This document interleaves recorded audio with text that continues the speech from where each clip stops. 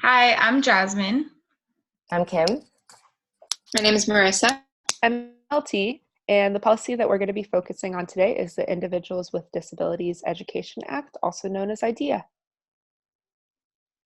So the social need started when equal education opportunities for students with disabilities were not offered at public schools. And so our policy responded by requiring public schools to provide specialized services to all children with disabilities from birth to age 21 for the purpose of granting equal access to education.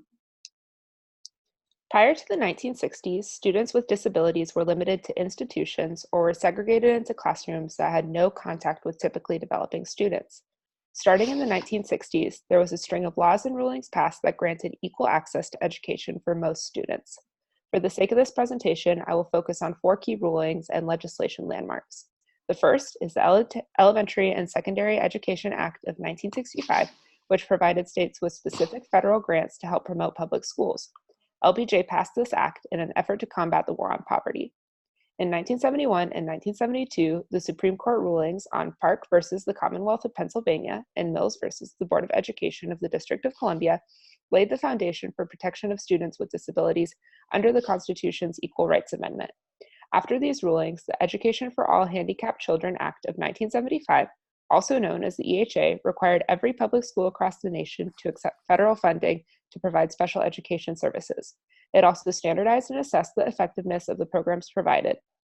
In the 1980s, Reagan tried to dismantle the EHA, but was met with pushback and ultimately did not. In 1990, the EHA was reauthorized as the Individuals with Disabilities Education Act, which set up basic principles for providing educational services to children with disabilities. We will cover this on the next slide. Today, IDEA is still not fully funded and has created debate among many Democratic candidates, a few of whom have released plans to fully fund IDEA. There are 6 main principles behind IDEA. The principle of FAPE, which stands for Free Appropriate Public Education, defines special education and related services as free and federally funded. It is guaranteed that every child of school age with a disability is entitled to an education appropriate for his or her needs. Appropriate evaluation requires that a student must receive an evaluation prior to the provision of special education services, and it is the responsibility of the school to identify, locate, and evaluate all eligible students. Individualized Education Programs, or IEPs, is a formal contract for each child with a disability. It is developed, reviewed, and revised annually by a team of educators, parents, the student, and an expert such as a school psychologist. The principle of least restrictive environment, or LRE, focuses on how the student can learn and how they can be successful wherever they're placed.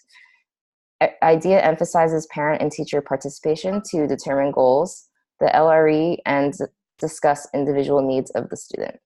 Finally, IDEA guarantees procedural safeguards to help parents advocate for their child's educational well-being.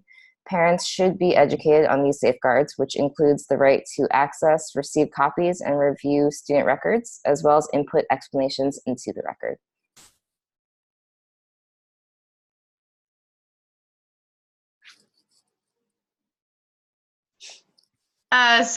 We interviewed a father of a child named Matthew, and with his consent, we were able to use their names. Matthew is a 12-year-old who is diagnosed with Down syndrome, type 1 diabetes, and celiac disease. Matthew's services started with occupational therapy, physical therapy, speech therapy, and at 3 years old, he started educational services. Matthew's parents participated in an IEP workshop when Matthew was 2 years old to be ready for when Matthew entered school. In this workshop, they received lots of tips and advice that helped Matthew when he entered kindergarten. IEPs are done once a year but can be requested from family at any time of the year but may have drawbacks doing so. With lots of positives that the system has placed on Matthew, unfortunately, it has also let Matthew and his family down. One of the most recent situations involved a school psychologist during an IEP meeting. This psychologist brought her own biases into Matthew's case by bringing in her own personal experience. Quoted by Matthew's dad, he said, "She basically started shaming us for not wanting to put Matthew in a special day class. She broke down and cried and started telling us that she herself recently had a diagnosed child on the spectrum, and that if she was a parent in our shoes, she would want what's best for Matthew, and that she believed the best for Matthew is a special day class, imposing all of her fears on the parents. Lastly, we asked Matthew's dad what an ideal world would be like for Matthew and his services.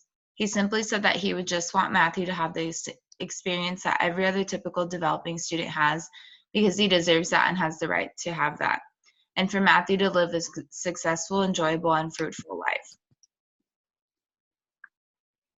Some of the policy's strengths is that it emphasizes the importance of a normalized educational experience and provides early intervention practices to families at no cost.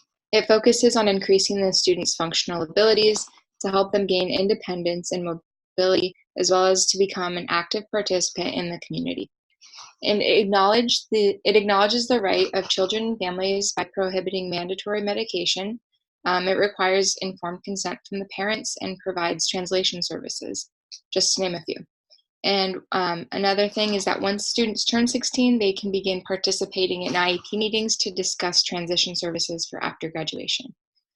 There are some limitations, which include that it's common for parents to identify appropriate accommodations for their child, and that those accommodations differ from what the school will suggest. And these students' evaluations are subject to how the administrator is trained to conduct these assessments. Also, procedural safeguards are in place to help determine whether the child is receiving the services. However, these safeguards are only as good as the questions that the parents know to ask. And the least restrictive environment is somewhat challenging for schools when placing children with twice exceptional accommodations or are intellectually gifted and have behavioral issues. As a result of these severe behavioral issues, students will go through a process called due process, which can sometimes be very extensive. And lastly, classrooms where there are multiple children with conflicting accommodations can challenge general education teachers to manage the classroom and alter instruction.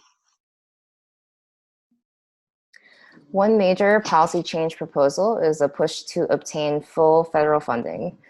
States have a legal obligation to provide FAPE to all eligible students, regardless of the amount of federal funds available to them. And schools have openly admitted that resources are limited. Besides some significant increases within the country's budget, overall there has been a decline in federal funding of IDEA, which peaked at 18% in 2004. Another proposal would be to eliminate the subjectivity in assessments. The process should be entirely based on the needs and strengths of the student, and the IEP team should listen to all voices involved and not fully rely on the assessment. There should also be an increase in transparency over student rights. Low-income or undocumented families often do not have the access to resources that they are entitled to. Families dealing with the IDEA hire lawyers or community advocates, and that can cost anywhere from $25 to $500 an hour. Finally, there can be an increase in special education training for all educators.